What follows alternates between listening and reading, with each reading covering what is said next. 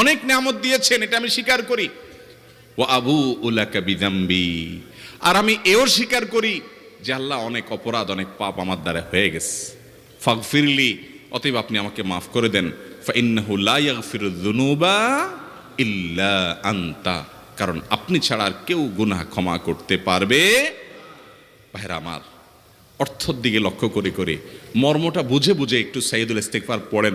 লেখা দেখে দেখে পড়েন, ইউটিউব থেকে দেখে দেখে পড়েন, কিন্তু পড়েন। আল্লাহুম্মা আনতা রাব্বি লা ইলাহা ইল্লা আনত খালাকতানি ওয়া আনা আবদুকা ওয়া আনা আলা আহদিকা ওয়া ওয়া'দিকা মাসতাতা'তু আউযু বিকা মিন শাররি আবুউ লাকা বিনি'মাতিকা আলাইয়া ওয়া আবুউ লাকা বিযামবি ফাগফিরলি ফাইন্নাহু লা ইয়াগফিরুয যুনুবা ইল্লা আনতা। এটা হলো বড় ইস্তিগফার। এত বড় ইস্তিগফার পড়তে পারেন না, কোনো পেরেশানি নাই, কোনো অসুবিধা নাই। সবচেয়ে ছোট ইস্তিগফার হলো আস্তাগফিরুল্লাহ, আস্তাগফিরুল্লাহ।